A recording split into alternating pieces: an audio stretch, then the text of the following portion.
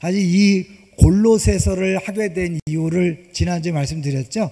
빌레몬서를 같이 우리 봤는데 빌레몬서가 어느 교회 교인이라고요? 어느 교회 교인이죠? 골로새 교회 교인이에요.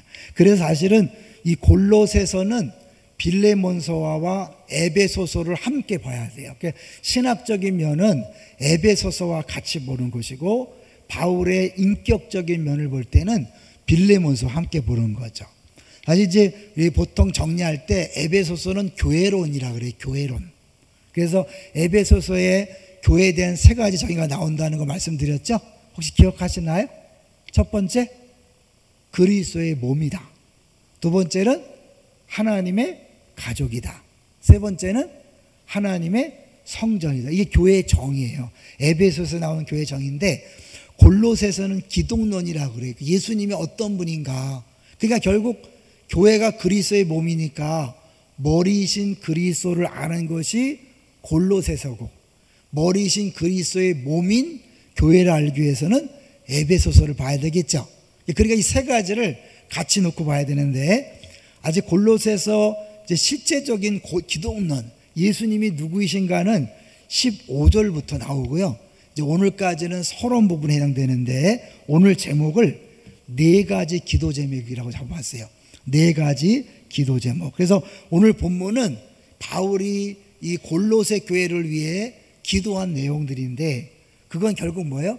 우리 성도들에게 꼭 필요한 내용이겠죠. 그렇죠? 그래서 네 개를 간단하게 한번 보려고 그래요. 자, 첫 번째 9절부터 보겠습니다. 9절 시작. 이로써 우리도 듣던 날부터 너희를 위하여 기도하기를 그치지 아니하고 누구에게서 들었을까요? 누구에 들었죠? 7절 보세요. 7절 복습하는 의미에서 7절 시작.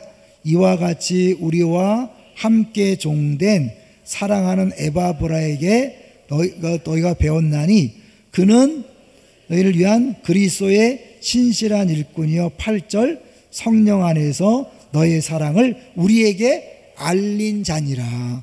누가 알려줬어요? 에바브라. 그래서 우리가 보통 이 골로새 교회를 에바브라가 세웠다고 생각해요. 바울이 세운 게 아니에요.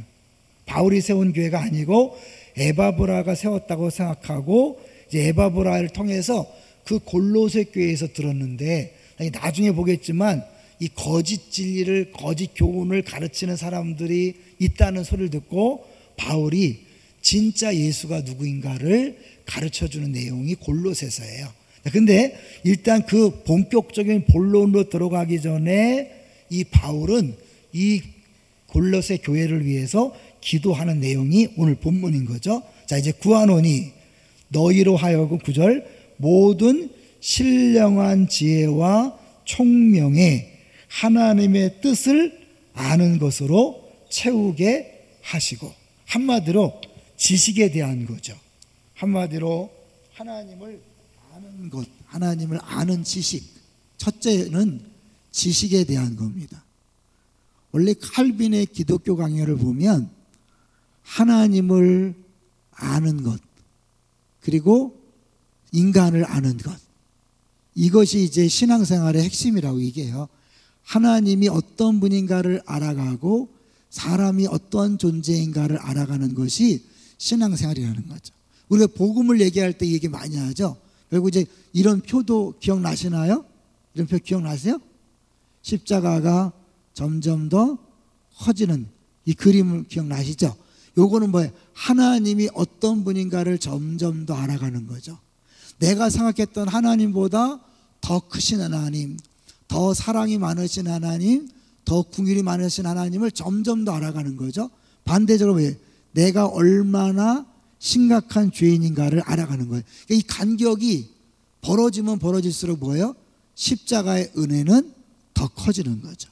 그러니까 초신자 때는 요 정도만 아는 거예요. 아, 그래, 뭐 예수님이 나를 위해 죽으셨지, 나를 위해 고난당하셨지. 근데 그 정도였다가 하나님이 얼마나 사랑이 많으신지를 점점 알아가고 동시에 나는 얼마나 죄인인가 알아갈 때 십자가 내가 처음 볼 때, 그러니까 결국 십자가를 볼 때마다 초신자 때의 느낌과 5년 믿고 10년 믿고 20년 믿은 사람의 그 느낌은 다른 거죠. 그냥 하나님의 사랑 얘기하는데, 십자가의 은혜 얘기하는데, 옛날엔 그냥 은혜였지만 갈수록 은혜, 좀 더 어때요? 은혜. 이게 여러분 달라지고 있죠? 똑같다면 문제 있는 거예요. 처음 믿을 때보다 여러분이 사랑을 얘기할 때 달라져야 되고, 은혜를 얘기할 때 달라지고, 보혈 찬송할 때 달라져야 되고, 십자가를 찬양할 때 달라져야 되는 거죠. 근데 이것은 결국 우리가 아는 거지만 바울이 기도한다는 건 뭐냐면 끊임없이 성령께서 깨닫게 하시는 은혜가 있어야 알게 되는 거죠. 이 지식이라는 것은 알겠지만 이제 진리를 알지니 뭐죠? 진리가 너희를 자유케 한다. 결국 진짜 안다는 것, 알미라는 거 있잖아요.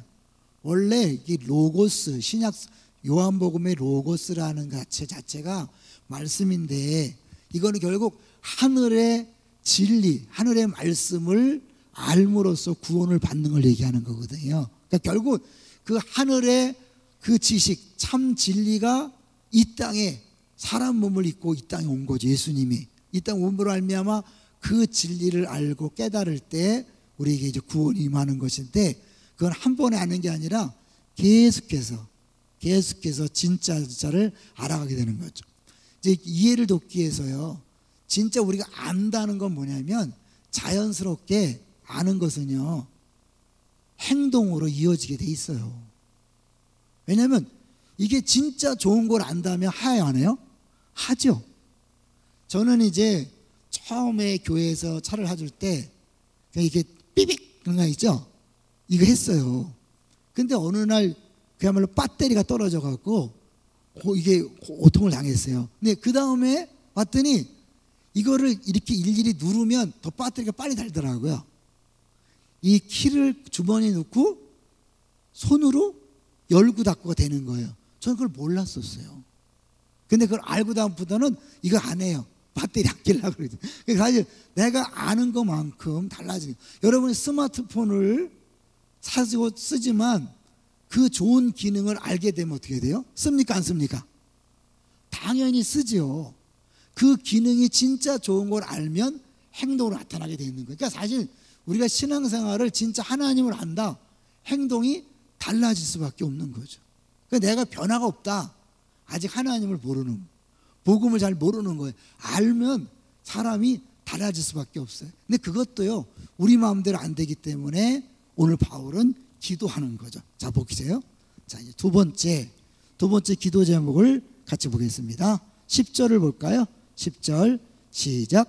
주께 합당하게 행하여 범사에 기쁘시게 하고 모든 선한 일에 열매를 맺게 하시며 하나님을 아는 것에 자라게 하시며. 여기 있죠. 행위에 대한 얘기죠. 주께 합당하게 행하여. 합당하게 행하니까 누구를 기쁘시게 하는 거예요? 범사에 주님을 기쁘시게 하는 거죠. 어떤 것만 기쁘시게 하는 게 아니에요, 여러분. 범사에 그분을 기쁘시게 하는 거죠. 왜냐하면 중심이 바뀌었기 때문에, 내가 주인이 아니고 그분이 주인 됐기 때문에 일단 제대로 변화되면 범사에 되는 거지, 어떤 건 되고 안 되는 그런 게 아니잖아요. 범사에 기쁘시게 하고 모든 선한 일에 열매를 맺게 하신다. 그러니까 열매와 플러스 성장이죠. 여기서 말하는 구체적인 열매는 뭘까요? 바울이 얘기하는 열매는 가장 먼저 뭡니까? 성령의 열매죠. 성령의 9가지 열매. 열매는 그 나무가 무엇인지를 알게 하는 거잖아요. 결국 우리가 예수 그리스도를 믿는다면, 예수님의 제자라면 뭐예요? 우리 안에서 예수님의 모습이 나타나야 되는 거죠. 원래 그리스도의 뜻은 뭐예요? 그리스도의 새끼들 그 뜻이에요. 뭐 개새끼 이런 게 아니에요. 그리스도를 닮아갔다, 그리스도 똑같이 행한다는 뜻이잖아요. 그러니까 그리스도인이라 불렀다는 건 뭐냐면 욕이 아니라 어떻게 보면 칭찬이죠. 근데 사실 우리말로 예수쟁이, 아우 달라, 예수쟁이들은 달라, 그런 거예요. 다르지 않다면 문제가 있는 거죠. 아니 우리 안에 성령이 오셨으면 당연히 성령의 열매가 우리 안에 나타날 줄로 믿습니다. 예. 근데 이제 이 성령의 열매를 나타나게 하는 걸 방해하는 게 있잖아요. 뭐예요? 육신의 정욕과 성령의 소욕이 끊임없이 싸우잖아요. 그죠? 성령의 소욕이 우리 안에서 끊임없이 싸우기 때문에 결국 기도가 필요한 거죠. 자신도 기도해야 되고 주변 사람들도 기도해 줘야 돼요. 그러니까 저도 이제 목회하면서 느끼는 게 왜 저러지? 그것은 변하지 않는 것 같아요. 기도해야 돼요. 구체적으로 여러분이 좀 마음에 안 들고 좀 이상하다 그러면 기도하셔야 돼요. 우리 기도하지 않고 저 사람 왜 저러지? 우리도 다 똑같은 거죠. 왜? 기도하지 않는다 자체는 믿음이 없는 거고 제대로 하나님을 섬기는 게 아니니까 똑같은 거예요. 그러니까 저 사람을 비판만 하고 기도하지 않는다는 건 뭐야? 다를 게 없는 거, 똑같은 거죠. 그러니까 우리가 계속해서 기도해줘서 열매를 맺게 하고 점점 성장하게 해야 되는데 여기서요, 열매가 제대로 되려면 뭐를 점검해야 됩니까? 뿌리, 그 나무를 점검해야 되는데 나무의 뿌리를 바꾸지 않으면 열매가 나타나지 않으니까 우리 이제 이 복음 얘기할 때 우상 얘기 많이 하잖아요. 결국은 이 뿌리 부분, 우상 부분을 끊임없이 찾아내서 그것을 십자가에 못 박고 거기에 예수님이 자리하실 때 뿌리가 온전할 때 그 나무에 열매가 맺히는 거죠. 그러니까 내가 만약에 열매가 없다면 열매를 맺어야지, 사랑해야지, 희락, 화평, 오래 참음, 자비, 양선 그렇게 애를 쓰지 말고 그런 열매가 나타나지 않는 원인인 뿌리를 찾아봐야 되죠. 끊임없이 10년 믿고 20년 믿어도 달라지지 않는 거는 내 노력의 문제가 아니라 뿌리, 근본적으로 하나님이 내 주인이 아니라 우상이 짝 주인 자리를 찾고 있으니까 아무리 열심히 노력해도 안 달라지는 거죠. 동의하시죠? 여러분이 왜 안 변할까 하지 말고 애를 쓰지 마시고 뿌리 부분을 점검할 필요가 있겠다. 이제 세 번째는 뭘까요? 세 번째 같이 보겠습니다. 세 번째 11절 시작. 그의 영광의 힘을 따라 모든 능력으로 능하게 하시며 기쁨으로 모든 견딤과 오래 참음에 이르게 하시고, 결국은 인내죠. 인내. 사실은 이거는 우리가 소망을 갖고 있다면 자연스럽게 인내의 삶을 살 수밖에 없는 거죠. 왜냐하면 어차피 이 세상은 우리의 고향이 아니잖아요. 진짜 본향이 따로 있기 때문에 이 세상에서는 어려울 수밖에 없고 힘들 수밖에 없는 거죠. 갈라디아서에서 보면 이 열매가 쉽게 맺혀지지 않기 때문에 견디라는 얘기 나오죠. 잠깐 한번 보죠. 우리 자주 보는 말씀인데 옆이니까 갈라디아서 5장을 보겠습니다. 결국 열매와 이제 그 모든 것도 연결되니까요. 먼저 우리 5장 그 다음에 6장을 볼 텐데요. 5장 22절, 갈라디아서 5장 22절 조금만 왼쪽으로 넘기면 돼요. 갈라디아서 5장 22절 읽어봅니다. 시작. 오직 성령의 열매는 사랑과 희락과 화평과 오래 참음과 자비와 양선과 충성과 23절 온유와 절제니 이 같은 것을 금지할 법이 없느니라. 열매이겠죠. 6장으로 가보세요. 6장 8절 7절부터 보면 좋겠죠. 우리 그 전에 봤으니까 7절부터 6장 7절 시작. 스스로 속이지 말라. 하나님은 업신여김을 받지 아니하시나니 사람이 무엇으로 심든지 그대로 거두리라. 여기서 말하는 건 많이 심고 적고 심고 얘기하는 게 아니에요. 무엇을 심는가. 자 8절 시작. 자기의 육체를 위하여 심는 자는 육체로부터 썩어질 것을 거두고 성령을 위하여 심는 자는 성령으로부터 영생을 거두리라. 근데 왜 속인다고요? 왜 스스로 속냐면 9절 보면 이 성령을 위해 심는 건 너무 어렵거든요. 육체를 위해 심는 건 쉽고요. 그래서 스스로 육체를 위해 심으면서도 나는 하나님을 위해 하는 거야, 교회를 위한 거야, 성도를 위한 거라고 스스로 속는 거죠. 근데 성령을 위해 심는 것은 힘들어요. 그래서 9절이 나오는 거예요. 자, 9절 시작. 우리가 선을 행하되 낙심하지 말지니 포기하지 아니하면 때가 이름에 거두리라. 결국 선을 행하되 낙심하지 말라는 건 뭐예요? 낙심할 수 있다는 거예요. 여기서 말하는 선이 뭐예요? 성령을 위해 심는 거죠. 이것이 착한 일이에요. 그런데 이거는 육체를 위해 심는 건 금방 열매가 나타나요. 내가 막 내 노력으로 내 욕심 부려서 쉽게 해서 내 부서를, 내 패밀리를, 내 공동체를 잘되게 하겠다. 네, 잘되게 할 수 있어요. 금방 효과 나타나요. 육체를 위해 심는 거는. 근데 성령을 위해 심는 것은 쉽게 나타나지 않기 때문에 낙심하기 쉬워요. 그래서 낙심하지 말지니, 포기하기 쉬우니까 포기하지 아니하면 때가 이름에 거두리라. 그래서 이제 10절에 귀에 있는 대로 서로 착한 일을 하되 믿음의 가정이 하나는 거잖아요. 결국 우리가 끊임없이 인내하는 삶을 살아야 되는데 이것도 기도가 필요한 거죠. 다시 골로새서 볼게요. 다시 이제 골로새서, 이것은 그냥 시시하게 억지로 참는 게 아니에요. 기쁨으로 참는 거예요. 다시 11절 볼게요. 골로새서 1장 11절.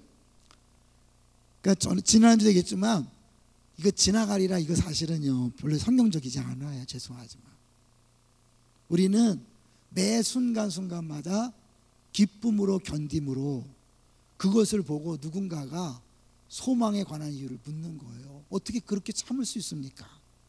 어떻게 그렇게 웃을 수 있습니까? 어떻게 기쁨으로 감당할 수 있습니까? 물어보는 거죠. 그냥 시간만 때우는 게 아니에요. 우리는 그 자체를 기쁨으로 당당하게 감당하는 거죠. 다시 11절 볼게요. 11절 시작. 그의 영광의 힘을 따라 모든 능력으로 능하게 하시며 기쁨으로 모든 견딤과 오래 참음에 이르게 하시고. 네, 순교할 때도 찬양하면서 하잖아요. 아무리 가난하고 병들어도 기쁨으로 잘 참고 인내하는 모습을 볼 때 어디서 그런 힘이 나옵니까? 우리 힘이 아니죠. 모든 능력으로 능하게 하시는 그분으로 인하여 우리가 넉넉히 감당할 수 있는 줄로 믿습니다. 그래서 사실은 막 1등하고 그야말로 성공하고 하나님께 영광을 돌립니다. 이거보다는 지금 도저히 참을 수 없는 상황에서 웃으면서 참는 모습이 더 하나님 앞에 영광이 될 줄로 믿습니다. 네, 세상 사람들이 1등하고 잘 된 다음에 웃는 것은요 자기들도 할 수 있거든요.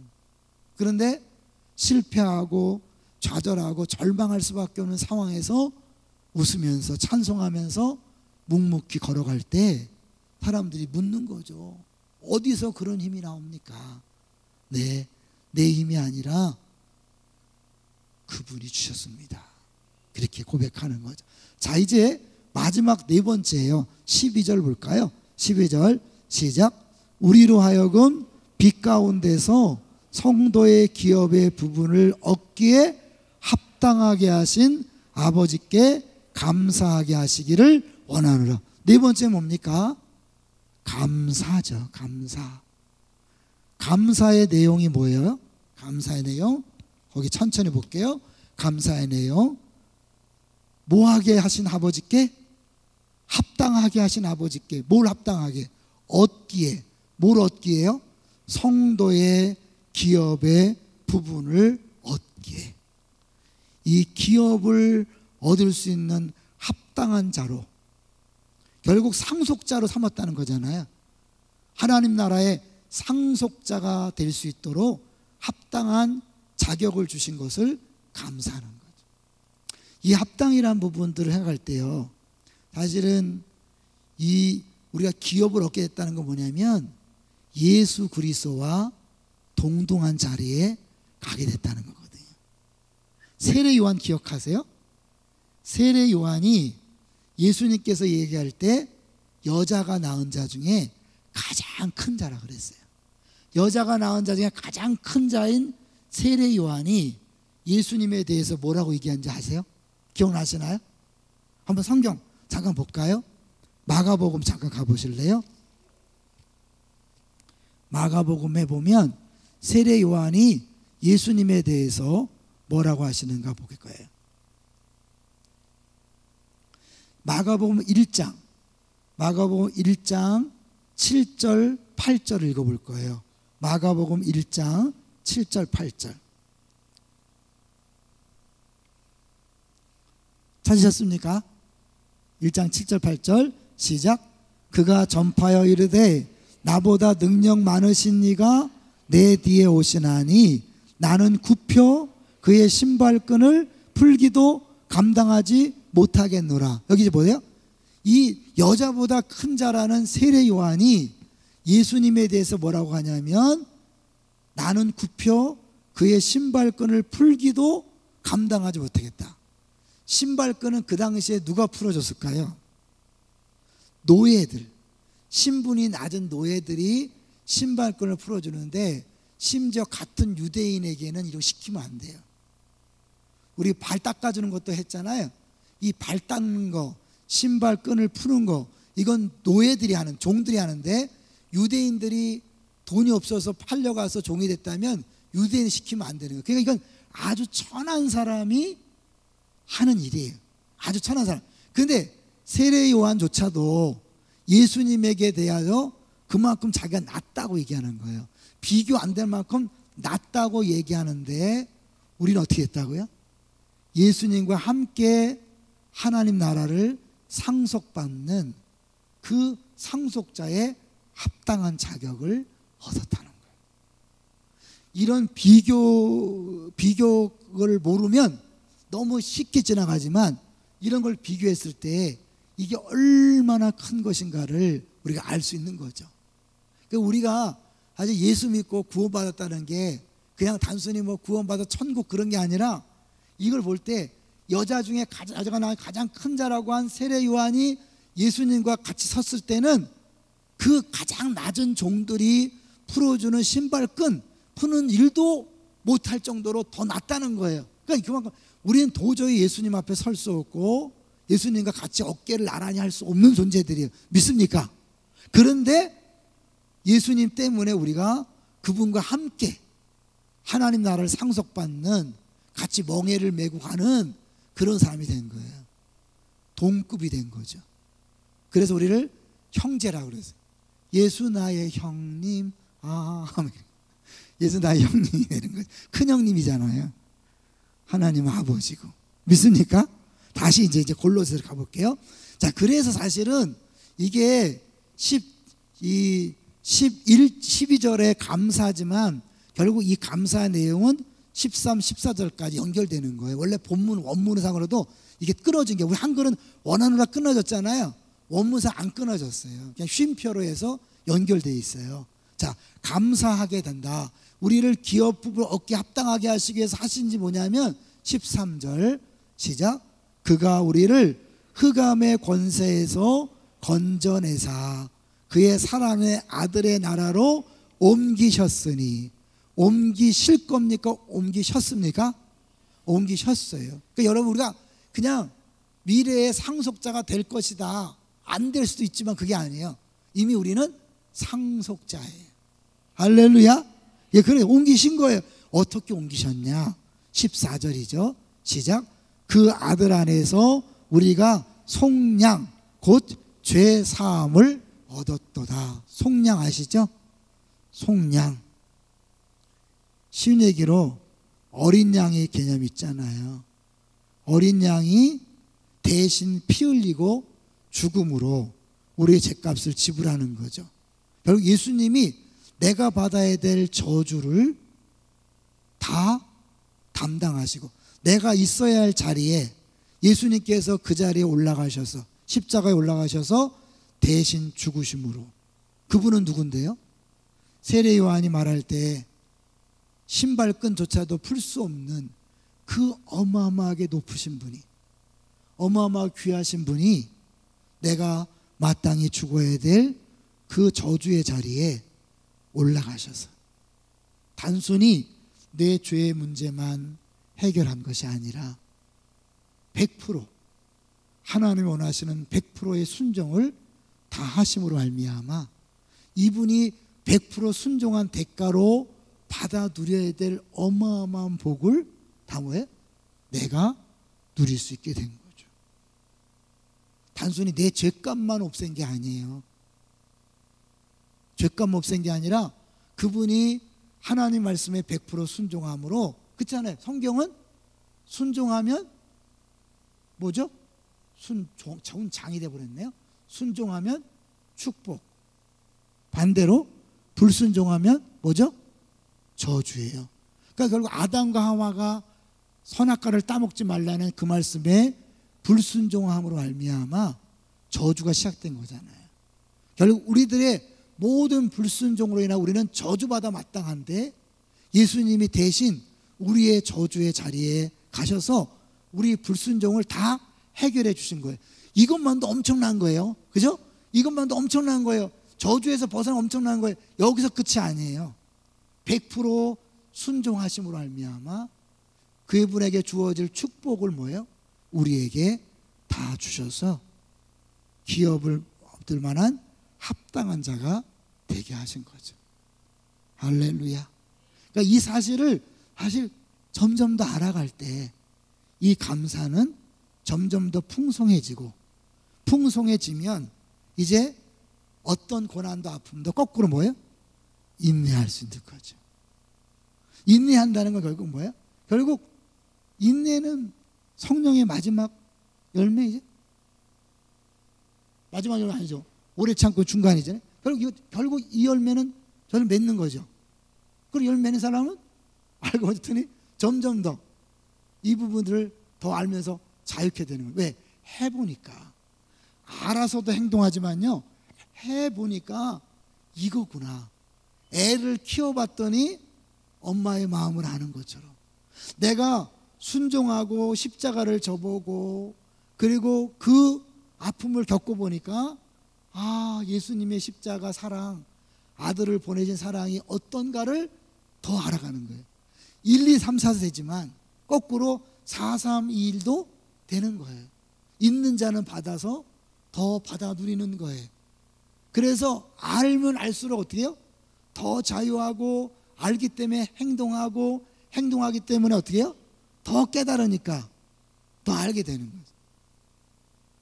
저는 늘 얘기하지만 제가 사실 십자가의 진짜 의미를 안 것은 2002년이었어요. 2002년도에 카자흐스탄, 우리 이경 무사도 그때 같이 갔었어요. 청년부로. 2002년도에 카자흐스탄 갔을 때 유대인 출신 목사님이 설교하시는데 십자가에 대해 설교하는 거예요. 저 그때 그거 처음 들었어요. 예수님이 십자가에 못 박혀 죽는 그 비참한 자리, 그 부끄러운 자리, 거기서 왕으로 하나님이 선포하셨다. 처음 들었기 때문에 제가 그 의미를 잘 몰랐어요.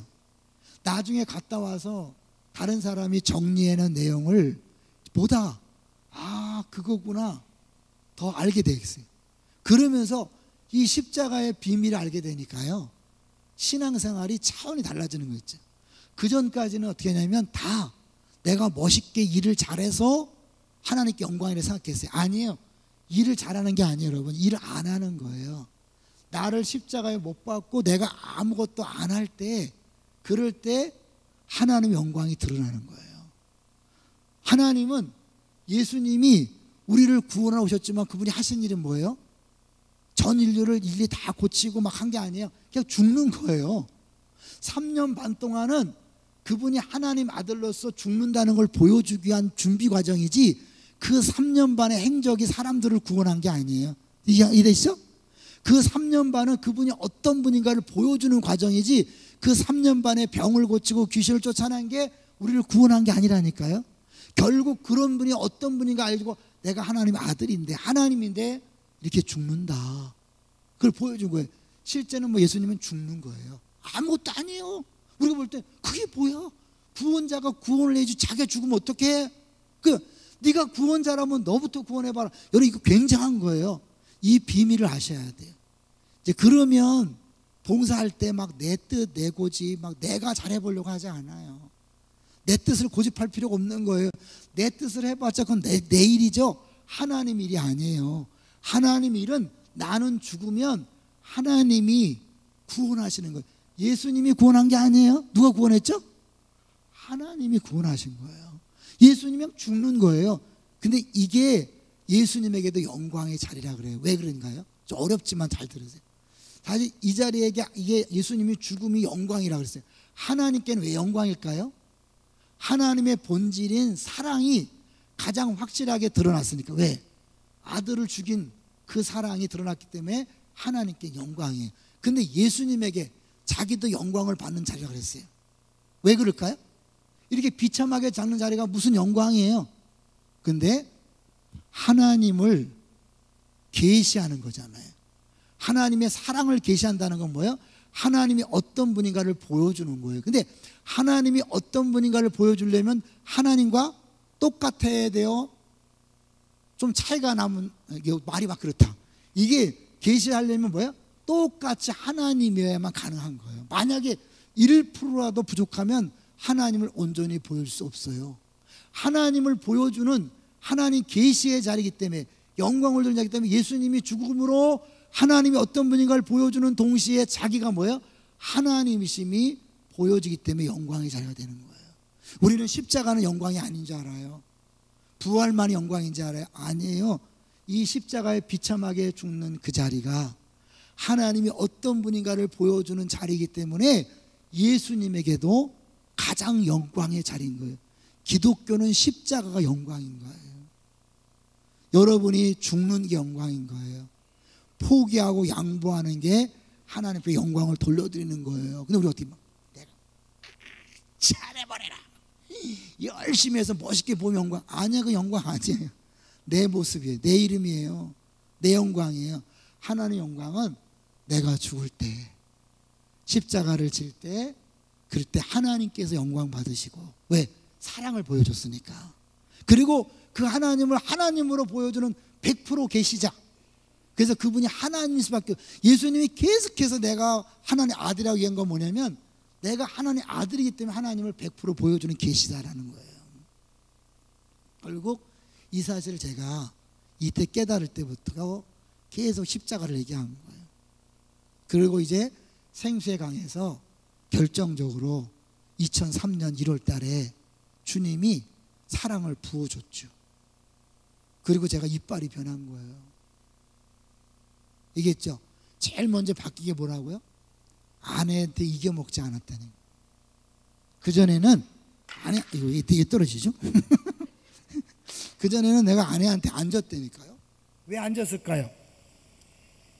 내가 나를 입증해야 되니까. 내가 옳음을 입증하고 내가 잘났음을 입증하고 그래야 되거든요. 지나가니까 얼마나 부끄러운지 몰라요. 얼마나 못났으면 자기 부인한테 자기를 입증해요. 세상에 입증을 못할 망정. 근데 제가 그랬다니까요. 근데 그걸 깨닫고 나서는 이기지 않아요. 져요.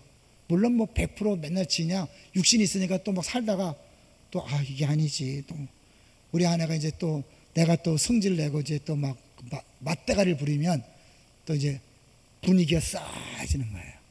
그럼 어떻게 해요?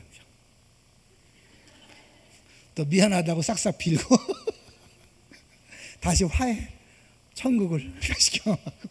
그러면 내 안에서 그런데 그거는 좀 몇 프로예요. 몇 프로. 근본적으로 십자가가 뭔지를 알게 됐기 때문에 저를 입증할 필요가 없어요. 저를 주장할 필요가 없어요. 저 옛날에는 진짜 이빨이었다니까요. 모임 가면 제가 대화를 주도하고 제가 제일 소리 많이 내고 남 얘기 안 듣고 내 뜻을 반드시 관철시키고 그랬었죠. 그런데 알고 나니까 그거는 내 일이지 하나님 일이 아니었어요.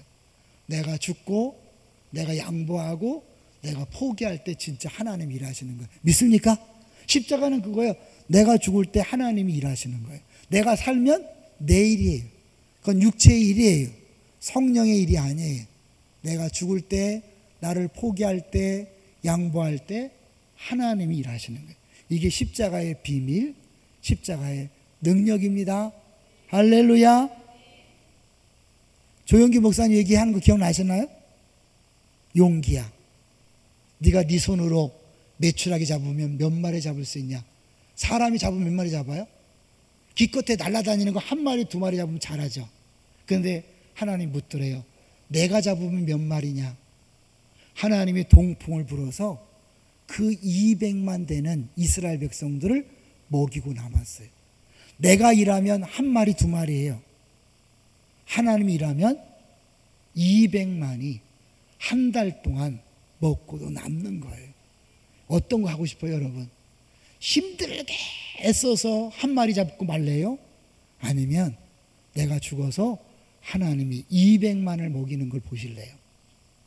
매일 매 순간 그걸 경험하면요, 신앙생활이 신나는 거예요. 지치지 않는 거예요. 동의하십니까? 이 비밀을 빨리 깨달으시기를 주의 이름으로 축원합니다. 그러면 자유하고, 그리고 날마다 하나님을 경험하는 기쁨이 있고, 내 크기가 아니라 하나님 크기의 일이 나타나므로 나도 행복하지만 내 주변 사람들이 행복한 거예요. 아시잖아요, 그죠? 내가 한 마리 잡아보면 한 마리 나눠 먹기 바빠요.